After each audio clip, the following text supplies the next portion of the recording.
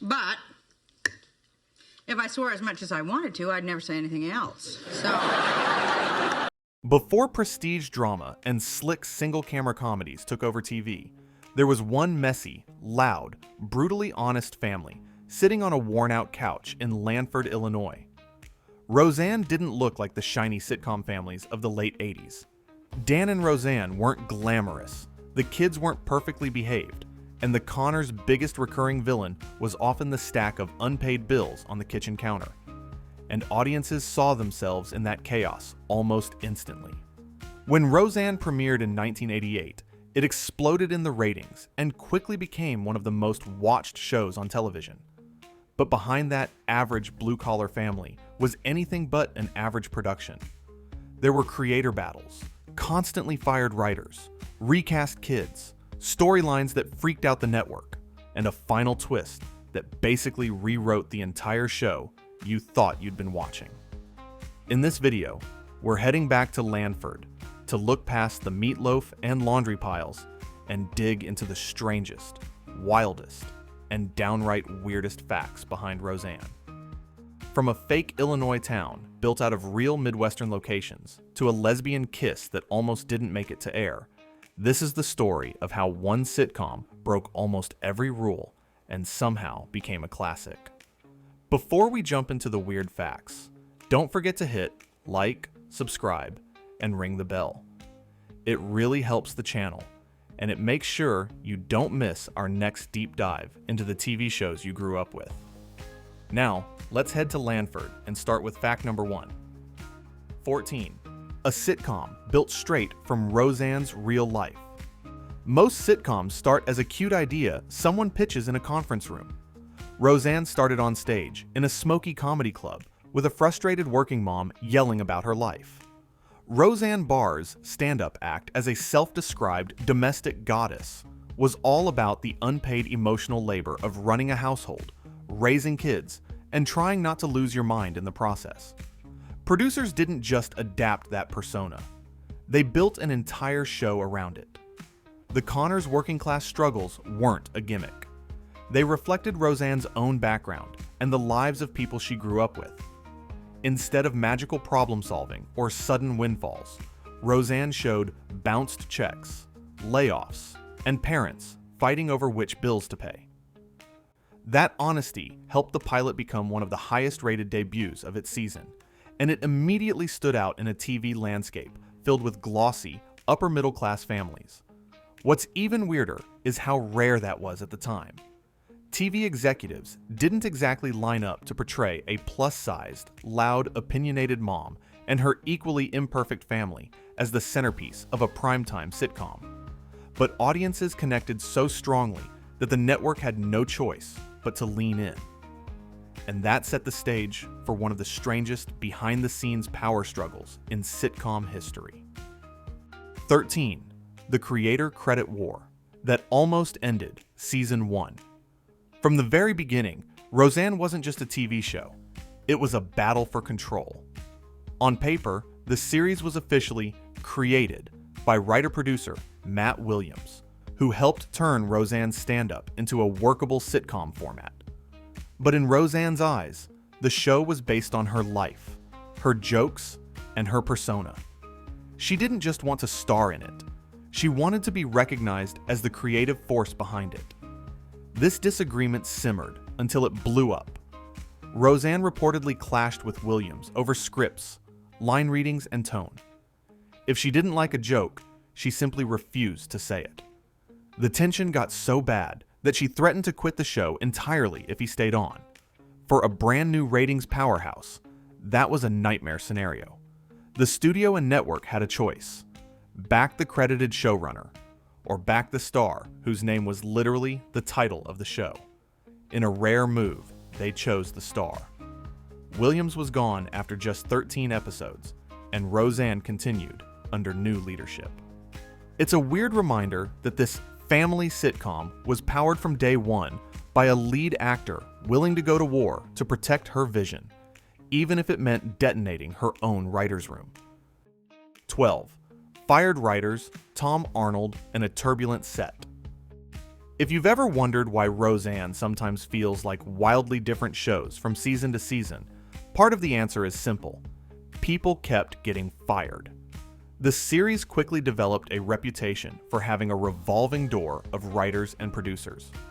Roseanne had strong opinions about what worked and what didn't, and if a writer's material didn't fit her sense of authenticity or comedy, they often didn't last long. Then add Tom Arnold into the mix.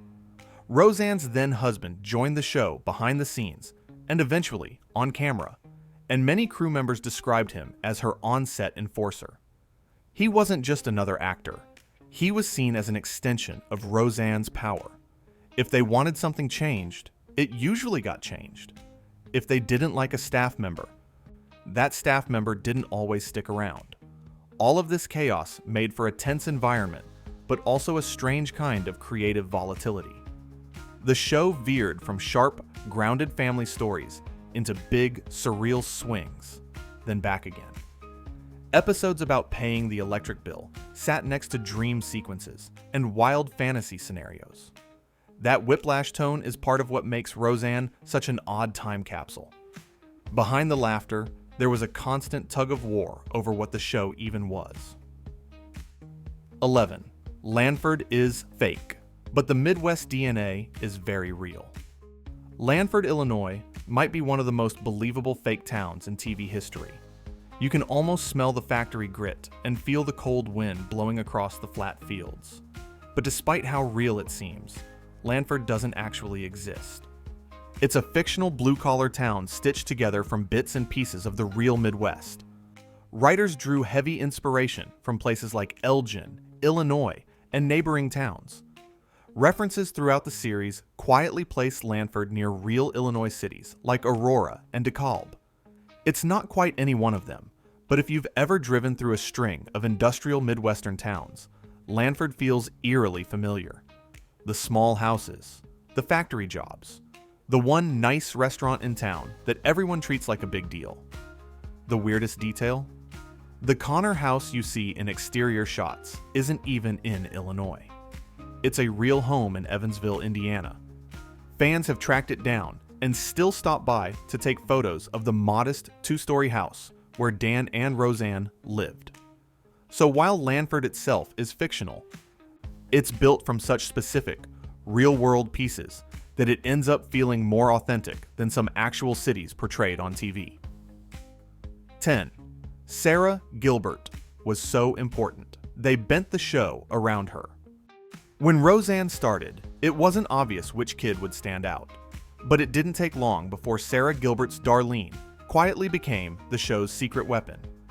With her deadpan delivery, sarcastic put-downs, and surprising emotional depth, Darlene felt less like a TV character and more like every disaffected teenager you knew rolled into one. Behind the scenes, the production bent over backwards to keep her around. As Gilbert got older, and her schedule got more complicated with school and other commitments, the show adjusted taping times and storylines to accommodate her. Instead of writing Darlene out or minimizing her presence, they leaned into her importance. Big emotional arcs, her poetry, her depression, her relationship with David became central to the show. That's why, in later seasons, it often feels like Roseanne quietly transforms into a two-hander between Roseanne and Darlene. The show's worldview starts to filter through Darlene's eyes as much as her mother's. It's rare for a teen character in a family sitcom to become that essential, but Gilbert's grounded performance won over both audiences and the creative team. In a series built on authenticity, Darlene's mix of cynicism and vulnerability fit perfectly. 9. The two Beckys and the meta jokes that followed. Even if you haven't watched much Roseanne, you've probably heard about the two Beckys. Lisi Goranson originated the role of Becky Conner, the eldest daughter. As the show took off, Goranson eventually left to pursue college, and rather than write Becky out completely, the producers did something bold. They recast her with future Scrubs star Sarah Chalky. Recasting a major character is always risky, especially in a hit show where audiences feel like they've grown up with the kids. But Roseanne didn't just pretend nothing had changed. They leaned into it. The show occasionally made winking jokes at Becky's different appearance, and longtime viewers were fully aware that they were watching New Becky. Later, when Goranson returned and schedules forced yet another swap, it became almost a running gag. By the time the show's later seasons and revival rolled around, the interchangeable Beckys had become part of the show's mythology. Few sitcoms have played so openly with the idea that characters are being performed by actors, but Roseanne always had that slightly meta, self-aware streak. The two Beckys turned what could have been an awkward behind-the-scenes problem into one of TV's most memorable recasting stories. 8. Halloween episode. So dark, the network got nervous. Most family sitcoms treated Halloween as an excuse for costumes and a couple of light pranks. Roseanne treated it like a full-scale horror comedy festival. Starting in 1990, the show made Halloween episodes into a yearly tradition, packed with elaborate pranks, fake gore, and genuinely unsettling imagery, all wrapped in the Conners' twisted sense of humor. Roseanne and Dan constantly tried to out-prank each other. Fake dismemberments showed up in the kitchen, and the house morphed into a haunted funhouse.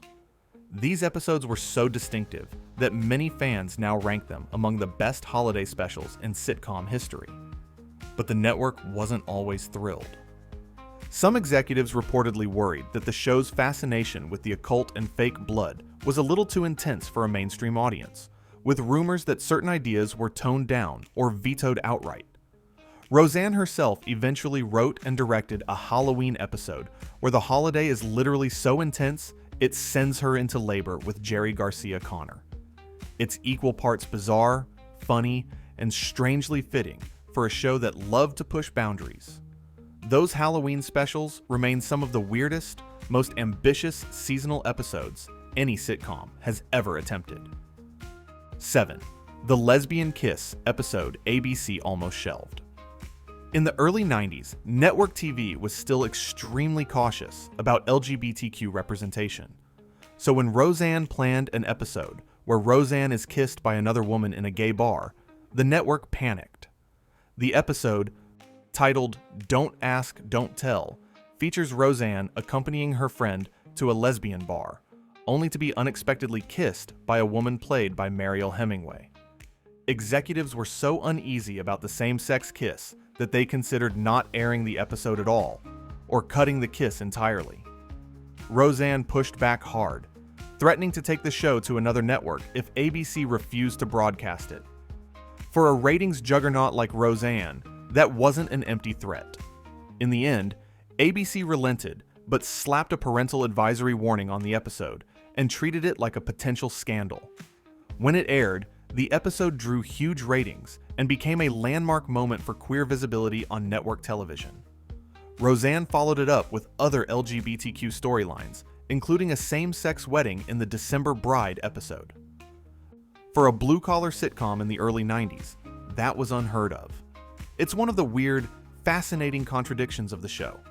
A rough-around-the-edges family comedy, quietly pushing TV forward in ways that are still talked about today. 6. The Lunchbox and the Real Loose Meat Diner in Iowa. For a show that was constantly strapped for cash, opening a restaurant might not sound like the smartest move. But for Roseanne and Jackie, the Lanford Lunchbox became a symbol of independence and escape from dead-end jobs. The tiny diner, specializing in loose meat sandwiches, became a regular setting in later seasons, with its own recurring customers and a ton of character-driven storylines.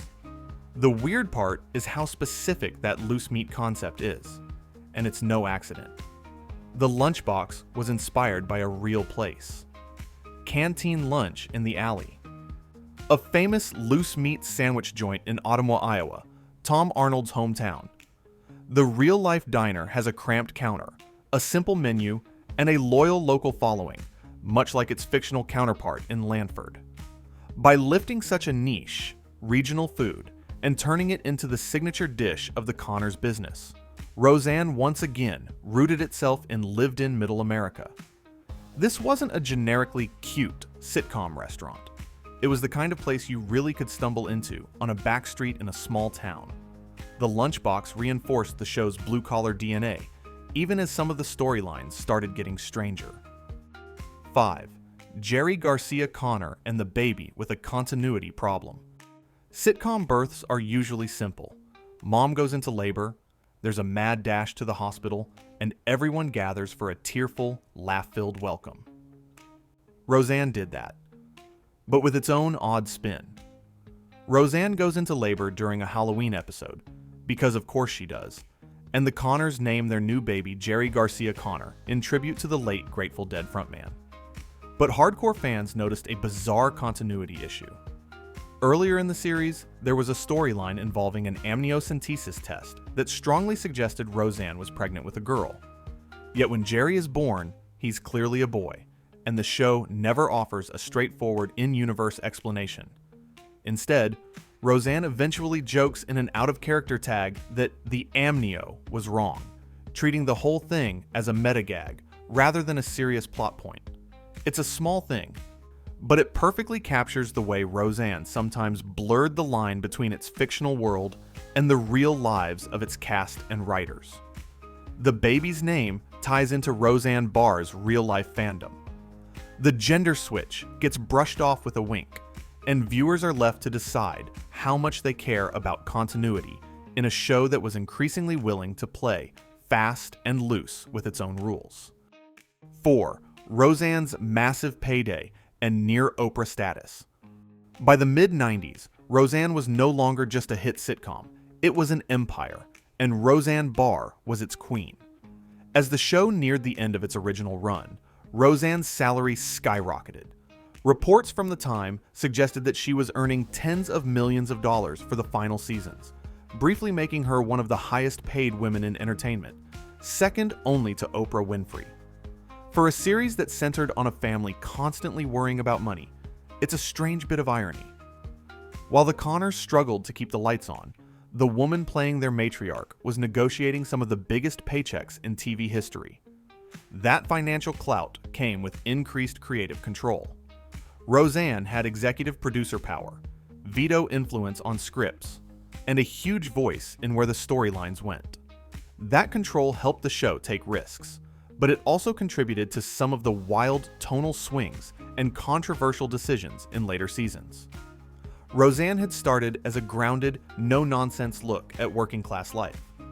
By the end, it sometimes felt like we were watching a tug-of-war between that original concept and the whims of a star who could now pretty much do anything she wanted. Which leads us straight into the strangest twist of all. 3. The lottery season that turned out to be a book.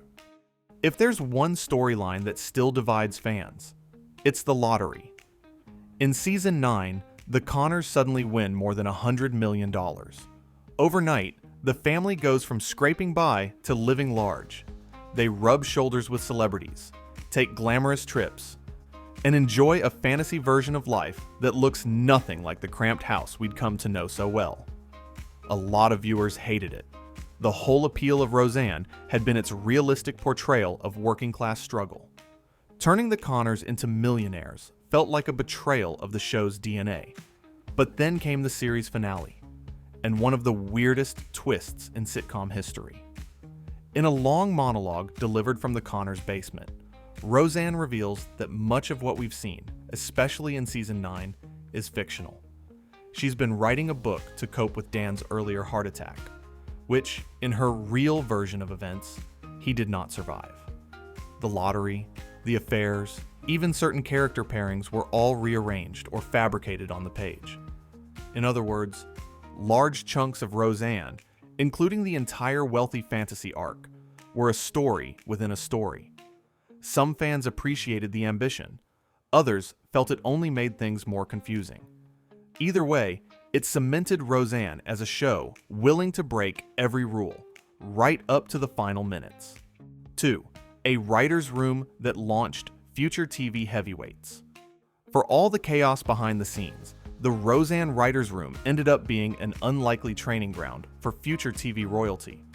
Among the names who passed through, Amy Sherman Palladino, who would go on to create Gilmore Girls and The Marvelous Mrs. Maisel, and Joss Whedon, who later launched Buffy the Vampire Slayer, Angel, and Firefly.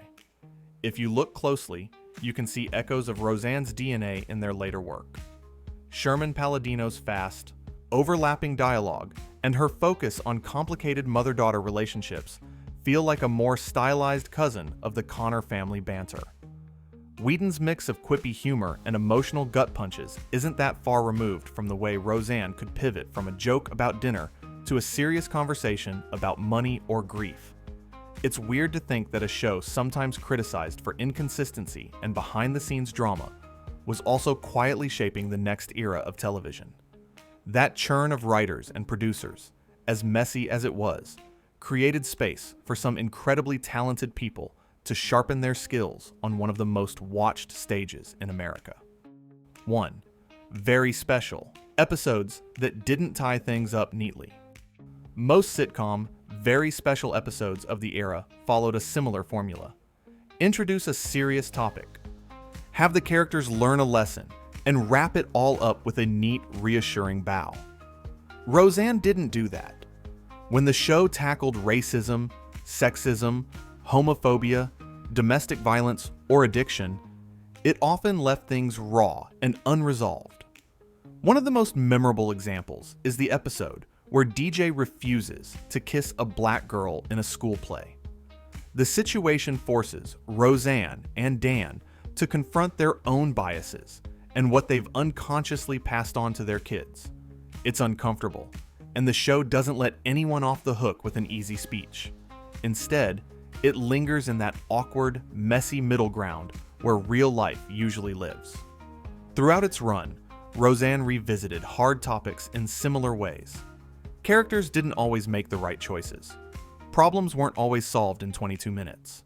And sometimes, the lesson was simply that life is complicated, and people are flawed. For a mainstream network sitcom, that approach was strangely radical. It's one of the reasons episodes of Roseanne can still feel surprisingly modern, even when the furniture and hairstyles scream late 80s and 90s. Conclusion. Looking back, it's almost amazing that Roseanne worked at all. On the surface, it was just another family sitcom. A couch, a kitchen table, and a bunch of kids rolling their eyes at their parents. But underneath that familiar setup was a show built on creative battles, controversial episodes, wildly ambitious story turns, and a commitment to portraying a kind of American life that TV usually glossed over. We've talked about a fictional Illinois town stitched together from real Midwestern places, double Beckys, and meta in-jokes, Halloween episodes that spooked the network, and a same-sex kiss that nearly got buried. We've seen a baby named after Jerry Garcia, a lottery fantasy that turned out to be a coping mechanism, and a finale that rewrote everything you thought you knew. Along the way, the series helped launch future TV giants and tackled issues that most sitcoms wouldn't touch with a 10-foot pole. For all its flaws and contradictions, Roseanne captured something real about working-class America at a specific moment in time. The Conners argued, struggled, laughed, and loved in a way that felt messy but familiar, which might be why the show has never quite faded from the pop culture conversation. If you grew up watching Roseanne reruns, or remember catching the new episodes as they aired, drop your favorite moment or weird memory from the show down in the comments. And if you enjoyed this trip back to Lanford, don't forget to like, subscribe, and ring the bell. We've got plenty more strange stories coming from the TV shows that defined the 80s and 90s.